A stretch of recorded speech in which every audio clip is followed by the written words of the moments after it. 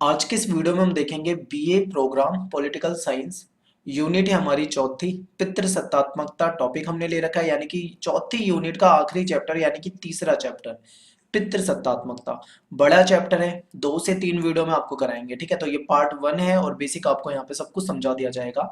तो पार्ट 1 को ध्यान से देखिए। और आपको यहाँ पे चैप्टर शुरू करने से पहले ही एक बात बता रहा हूँ कि ऊपर के जो दो टॉपिक थे, जाति वाला चैप्टर और वर्ग वाला चैप्टर, ये वाला चैप्टर उन दोनों चैप्टरों से बिल्कुल अलग है।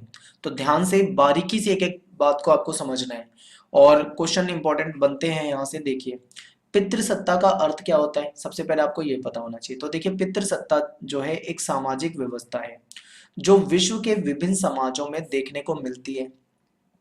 पितृसत्ता के अनुसार पुरुषों को प्राथमिकता दी जाती है। देखिए, दुनिया भर के समाज में बहुत सारे देशों में पितृसत्तात्मक व्यवस्था है और भारत में भी ऐसी ही व्यवस्था है।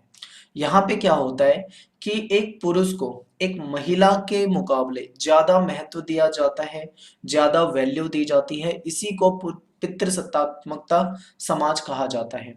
इसके अनुसार पुरुष को समाज में उच्च स्थान यानी ऊंचा स्थान प्राप्त है। चाहे राजनीतिक नेतृत्व की बात करें, या सामाजिक सम्मान की बात करें, या संपत्ति, या फिर परिवार के मुखिया, या समाज में कोई भूमिका, चाहे किसी भी लेवल पे देखो, चाहे राजनीति के लेवल पे देखो, समाज के लेवल पे देखो, संपत्ति, परिवार, मुखिया, समाज, परिवार का मुखिया, समाज में भूमिका, हर जगह पुरुष हमारे यहाँ पे क्या है, प्रधान है। प्रधान का मतलब है कि उसको वैल्यू ज्यादा दी जाती है। तो भारत एक पुरुष प्रधान समाज माना जाता है और पितृसत्तात्मक व्यवस्था यहाँ पे मानी जाती है, क्योंकि हमारे यहाँ पे भी पुरुषों को महिला के मुकाबले अधिक महत्व दिया जाता है। अगर आप अपने घरों में देखोगे तो आपके घर में जो फैसले होंगे, जो भी फैसले लेते होंगे, वो आपके पिताजी, दादाजी या फिर कोई मेल ही लेते होंगे। और बहुत कम ही ऐसे घर होंगे जहाँ पे किसी महिला के द्वारा फैसले लिए जाते होंगे, पुरुष ही फैसले लेते हैं। इसीलिए हम कह सकते हैं कि हमारा समाज जो है पुरुष प्रधान समाज है। भारतीय समाज एक सत्तात्मक समाज है और इस व्यवस्था के तहत महिलाओं को कम अधिकार मिलते हैं, महिलाओं को अवसर भी कम दिए जाते हैं। अब ये अवसर का मतलब क्या है, देखिए अवसर मैं आपको बताता हूँ पूरा एग्जाम्पल से, आप ध्यान से समझिए। देखिए क्या होता है कि जैसे मान लीजिए एक व्यक्ति है, उसका विवाह हो गया, अब उसके बच्चे होंगे। बच्चा जब पहला बच्चा होता है तो उनको क्या होता है, चाह, हमेशा उसकी चाह ये होती है कि लड़का हो। क्यों लड़के को इतना महत्व दिया जाता है? अगर कई जगह तो ऐसा है लड़की हो जाए तो दुखी हो जाते हैं, और अब तो कम हो गया है, शायद अभी भी होता होगा कहीं गांव वगैरह में, भ्रूण हत्या हो जाती थी। यानी अगर गर्भ में पता करवा लेते थे कि लड़का है या लड़की है, और अगर पता लग जाता था भाई वो लड़की है, तो उसको उसकी हत्या कर दी जाती थी, यानी उसको पैदा ही नहीं होने दिया जाता था।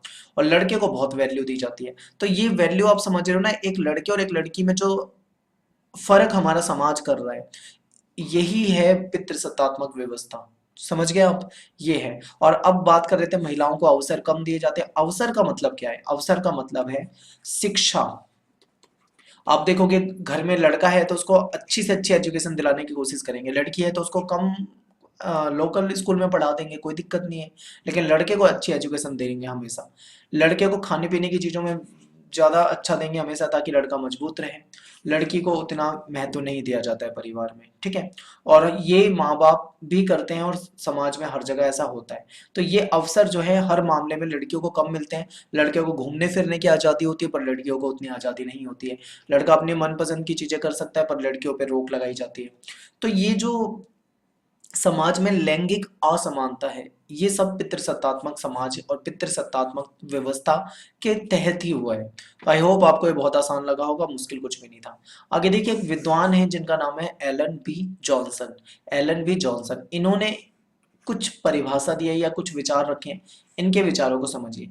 ये कह रहे हैं कि पितृसत्ता द्वारा समाज में बल और हिंसा को बढ़ावा दिया जाता है। हिंसा किसके साथ होती है? जाहिर सी बात है, महिला के साथ होगी।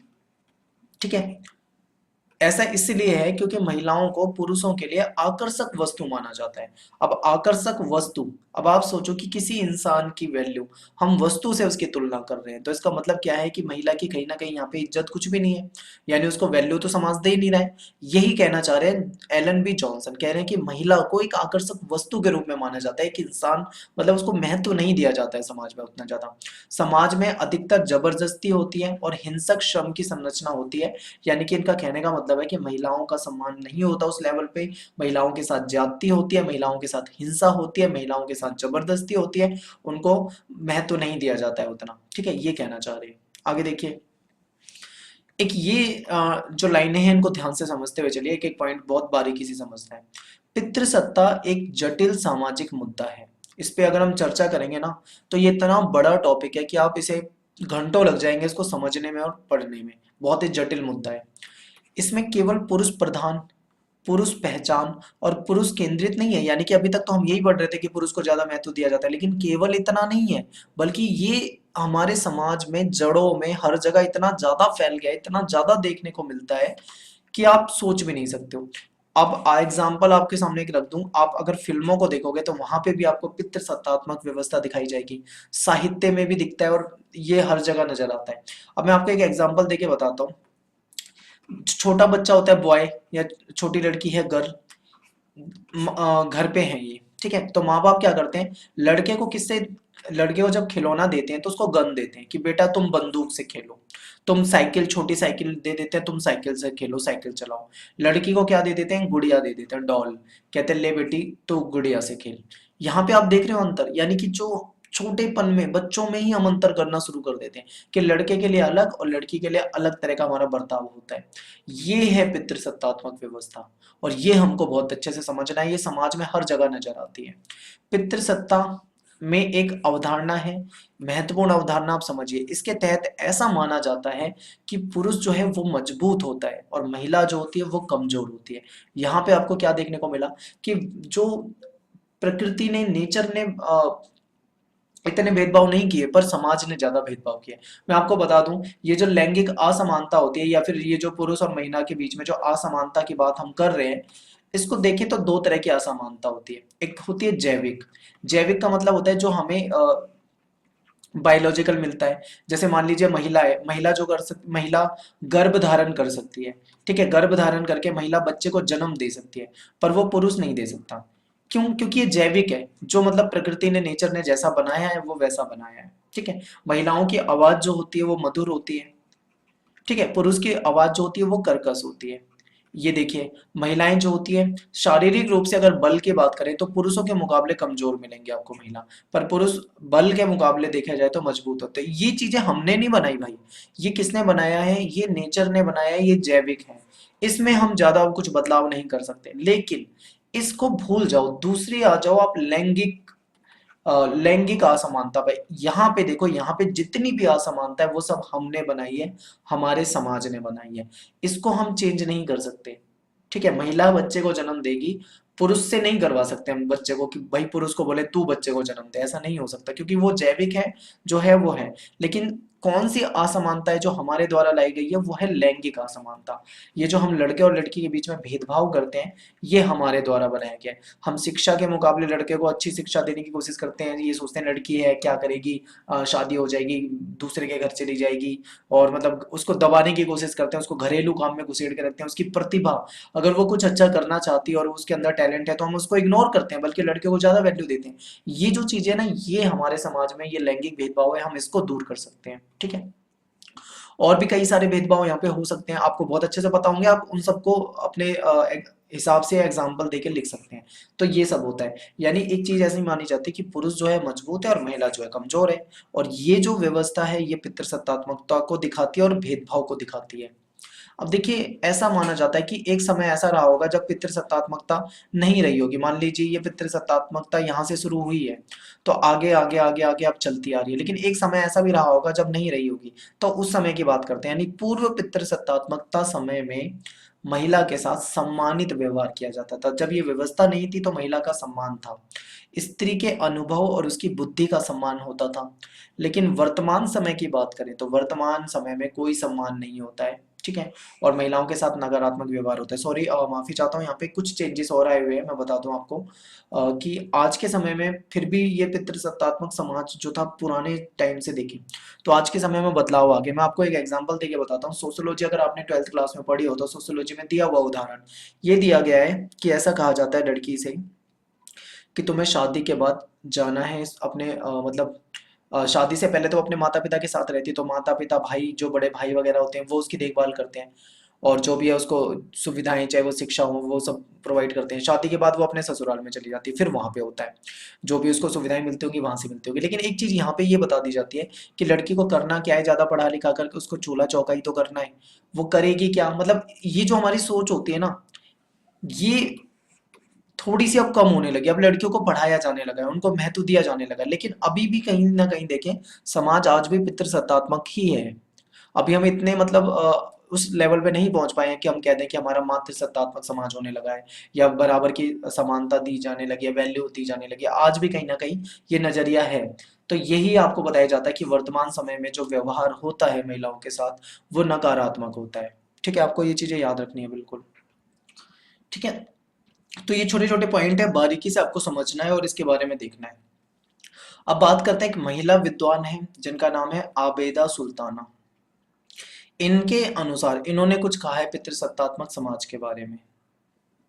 ये कहते हैं कि पितृसत्ता ऐसे सामाजिक रीति रिवाज और सामाजिक भूमिकाओं का संचालन करती है जिसके तहत महिलाओं को पुरुषों के अधीन रखने के लिए सामाजिकरण तंत्र के माध्यम से काम करती है। यानी कि पितृसत्ता जो है एक ऐसी सामाजिक रीति रिवाज बना दी गई है, ऐसी सामाजिक रीति रिवाज जिसके तहत पुरुषों के अधीन, यानी गुलाम, अधीन का मतलब है गुलाम रखा जाता है महिलाओं को। अब ये किसके तहत होता है, सामाजिकरण के तहत होता है। अब ये सामाजिकरण क्या होता है, आपको ये समझने में थोड़ी दिक्कत हो सकती है, तो मैं आपको सामाजिकरण एक एग्जांपल से समझाता हूँ। आपने सुना होगा कि मनुष्य जो होता है एक सामाजिक प्राणी होता है। क्यों सामाजिक प्राणी है मनुष्य, क्योंकि मनुष्य जो है वो रहता कहाँ पे है, समाज में रहता है, लोगों के बीच में रहता है। जब एक बच्चे का जन्म होता है, मान लीजिए कोई बच्चा है, वो बॉय है या गर्ल है, कोई भी बच्चा है, जब वो जन्म लेगा, फिर 2 महीने का होगा, 4 महीने का, 6 महीने का, 2 साल का, 2.5 साल का, तो आपने कभी देखा होगा, आप 2 साल के बच्चे से बोलते हो बेटा मुझे अपनी टॉफी दे दो, वो कोई चीज खा रहा हो, मान लो कोई भी चीज खा रहा हो, आप जाके उसे बोलोगे बेटा मुझे दे दो खाने के लिए, तो वो बच्चा आपको बिल्कुल भी नहीं देगा। आपको क्या, वो किसी को भी शेयर नहीं करता, यहाँ तक कि वो अपनी माँ बाप भाई बहन को भी शेयर नहीं करेगा। क्यों, क्योंकि उसके अंदर शेयर करने की भावना नहीं है, वो सामाजिक नहीं है। लेकिन जैसे ही वो 2.5 साल का, 3 साल का होगा, तो माँ बाप उसको सिखाएंगे बेटा नहीं, इसको भाई बहन के साथ बांट के खाते हैं, इसको इसको देते हैं, मुझे दे दो। मतलब उसको हम ये सिखाते हैं कि मिल बांट के खाया जाता है। फिर वो बच्चा पहले सामाजिक नहीं था, उसको जानकारी नहीं थी, लेकिन धीरे धीरे वो समाज में आया, समाज के तौर तरीके आप सिखाने लगे, उसी को सामाजिकरण कहा जाता है। ठीक है, बचपन में ही सामाजिकरण होना शुरू होता है। अब आप उसको सिखाओगे, वो आपके साथ भी शेयर करके खाएगा, कोई दूसरा मांगेगा, हो सकता है उसको भी बांट के खाने लग जाए, या अपने छोटे भाई बहनों के साथ बांट के खाने लग जाए। तो ये होता है सामाजिकरण। और जब ये सामाजिकरण होता है ना, इसी टाइम पे हम बच्चों को कई चीजें सिखा रहे होते हैं, और इसी टाइम पे हम उनके साथ भेदभाव कर देते हैं। अब यहाँ पे बात कर लेता हूँ बॉय और गर्ल। मैंने आपको बताया था बच्चे को खेलने के लिए खिलौना क्या देंगे, हम बंदूक देंगे, बोलेंगे बेटा बंदूक से खेलो। लड़की को खिलौना क्या देंगे, हम गुड़िया देंगे। यानी हम लड़कियों को सॉफ्ट और कमजोर मानते हैं शुरू से ही, इसीलिए हम उसको गुड़िया वगैरह देते हैं। फिर क्या है, लड़कों को हम ज्यादा मतलब तवज्जो देते हैं, लड़की को थोड़ा कम महत्व देते हैं। एजुकेशन का मामला आता है, लड़के को अच्छे से अच्छे स्कूल में अच्छी से अच्छी एजुकेशन देने का प्रयास करेंगे, लड़की को नहीं देंगे। और कोई भी मामला हो, हम उसमें मतलब बदलाव करना शुरू कर देते हैं बच्चे में। लड़की अगर तेज हंसेगी तो उसको डांटेंगे, उसको समझाएंगे बेटा लड़की है, लड़की है, लड़की तेज नहीं हंसना चाहिए, ऐसा नहीं होना चाहिए, वैसा नहीं होना चाहिए। यानी कि बंदिशें जो होती है ना, सामाजिकरण की जो प्रक्रिया होती है, बचपन से शुरू होती है, और बचपन से ही हम लड़के के अंदर लड़कों वाली चीजें डालने लग जाते हैं। भाई लड़के के ये अधिकार होते हैं और लड़कियों के ये अधिकार होते हैं, लड़के को ये करना है और लड़की को ये नहीं करना है, ऐसी चीजें। और ये भेदभाव जो होते हैं ना, ये हम बचपन से ही डाल देते हैं। ठीक है, जबकि हम मतलब दोनों को समान नहीं मानते, कि लड़का है और लड़की है दोनों को समान माने, एक जैसी एजुकेशन देने की कोशिश करें, एक जैसी शिक्षा देने की कोशिश करें, एक जैसा चीजें समझाएं। पर हम नहीं समझाते। हम ये देखते हैं भाई लड़की है, इसकी शादी होगी, ये जाएगी दूसरे घर, लड़का है जो अपने घर पे लेके आएगा। ऐसी ऐसी चीजें तो अलग अलग तौर तरीके से हम उनको सिखाते हैं। तो आई होप आपको समझ में आ गया होगा। तो ये यही बताना चाह रही है आबिदा सुल्ताना ने, कहा है कि कुछ ऐसे सामाजिक रीति रिवाज बना दिए गए हैं जिसके तहत क्या है, महिलाओं को पुरुषों के अधीन रखने की बात की जाती है। और वो कैसे सिखाया जाता है, सामाजिकरण के तहत। सामाजिकरण में बच्चे को शुरू में ही सिखा देते हैं। लड़की 2 साल की हो गई, उसको सिखाना शुरू कर दिया, 5 साल, 6 साल, 7 साल, 8 साल की हुई, उसे हम खाना बनाना सिखाने लग जाते हैं। क्यों, क्योंकि भाई धीरे धीरे वो घर के काम, उसको झाड़ू पोछा और बर्तन धोना सिखाने लग जाते हैं। क्यों, क्योंकि हमारे दिमाग में एक चीज है कि घर के जो काम होते हैं वो लड़की के होते हैं, और बाहर के काम जो करता है वो लड़का करता है। ये भेदभाव, ठीक है, समझ रहे हो ना, ये चीजें जो हम डाल रहे हैं, ये सामाजिकरण के तहत डाल रहे हैं, यानी हमने कुछ पहले से ही उनके दिमाग में डाल दिया है। इसको बताया जा रहा है यहाँ पे। और जिस ये जो बचपन के दौरान सामाजिकरण होता है, इस समय में लड़के को विशिष्ट लिंग के लिए सही व्यवहार सिखाया जाता है। और पितृसत्तात्मक व्यवस्था के लिए ये समाज ही जिम्मेदार होता है। ठीक है, समाज ने ही ये नियम बनाए हैं। अब एक दूसरे विद्वान हैं जिनका नाम है वॉल्बी। वॉल्बी ने भी कुछ अपने विचार दिए। देखिए वॉल्बी क्या कहते हैं, ये कहते हैं कि पितृसत्तात्मक विचार पितृसत्ता के निजी और सार्वजनिक क्षेत्रों को स्पष्ट करते हैं। इसमें महिला को घर पर रहना होता है और उसके पास कोई शक्ति नहीं होती, ऐसा कहा जाता है। देखिए यहाँ पे क्या है, यहाँ पे काम बांट दिए गए हैं। ठीक है, काम कैसे बांट दिए गए हैं, जो पुरुष है यानी जो मेल है और जो फीमेल है यानी महिला है, पुरुष को क्या काम करना है, ऑफिस का काम करना है, बाहर जाके करना है। महिला को क्या काम करना है, घर का काम करना है, घर पे करना है।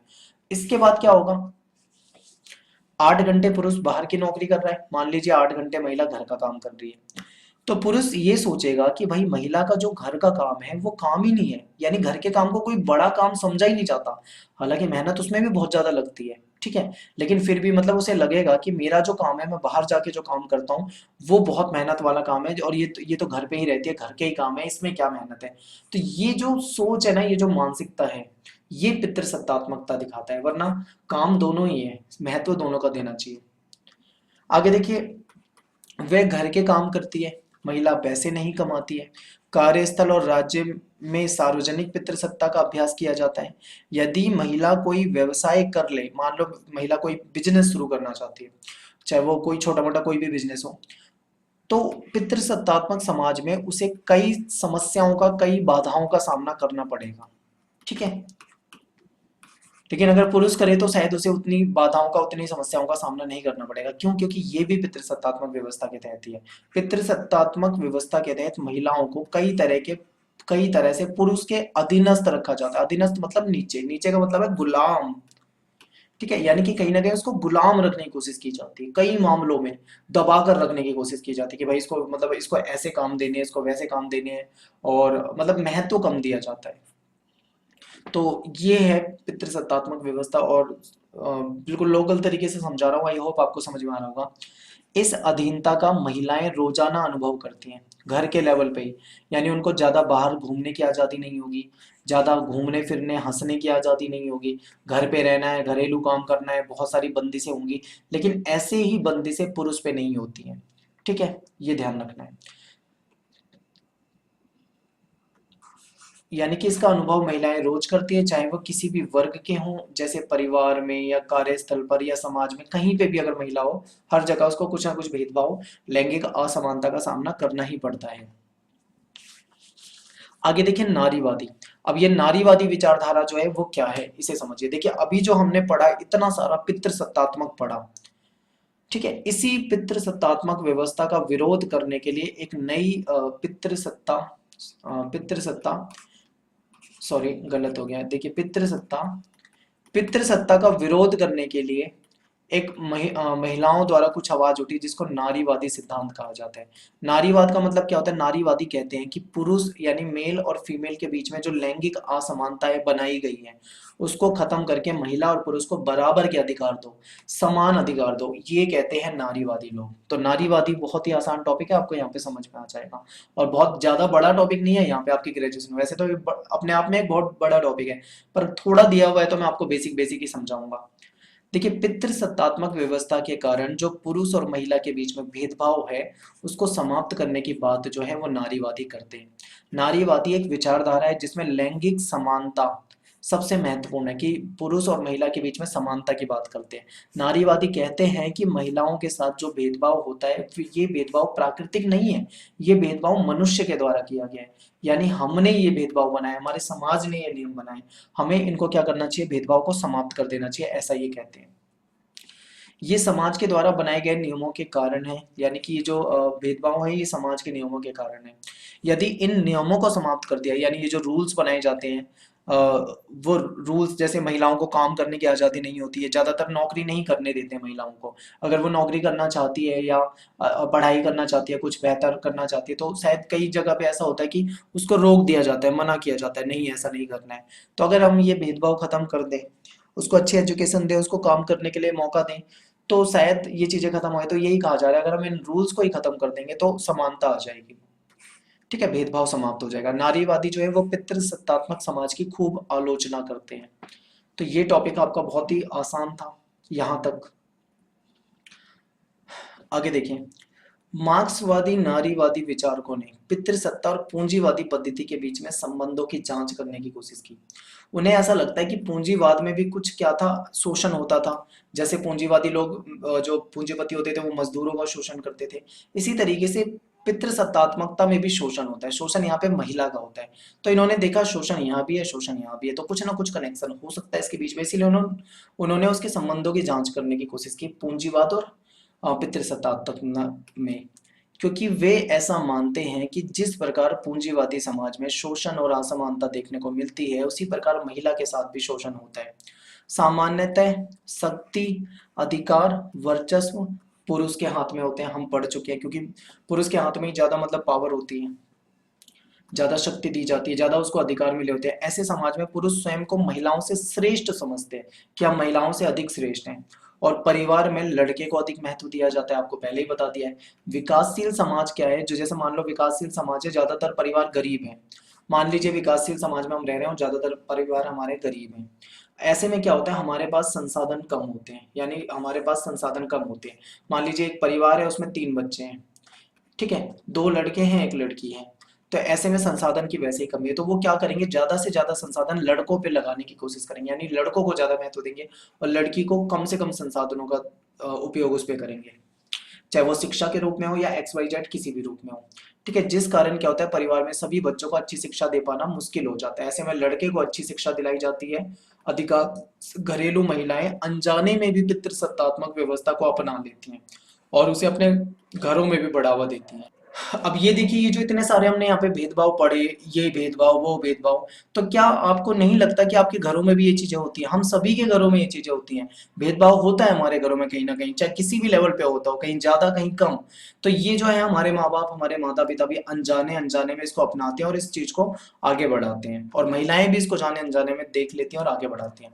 आगे देखिए, 20वीं शताब्दी के उत्तरार्ध में नारीवादी विचारकों ने पितृसत्ता परिभाषा में कुछ बदलाव करे।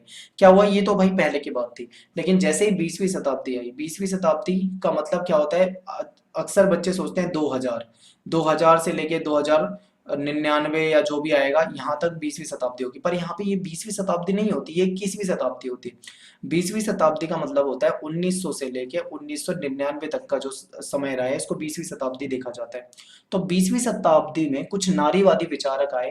उन्होंने जो पितृसत्तात्मक और ये जो नारीवादी, ये जो भी मतलब ये व्यवस्था थी, इसका ना कुछ मतलब इसमें कुछ बदलाव किए परिभाषा में, नारीवाद की परिभाषा में, और उन्होंने अपने अलग अलग विचार दिए। तो मैं यहाँ पे आपको ज्यादा नहीं 2 या 3 डेफिनेशन बताता हूँ, आप ध्यान से देखिए। एक विद्वान है जिनका नाम है मेरी वॉलस्टोनक्रॉफ्ट, मेरी वॉलस्टोनक्रॉफ्ट।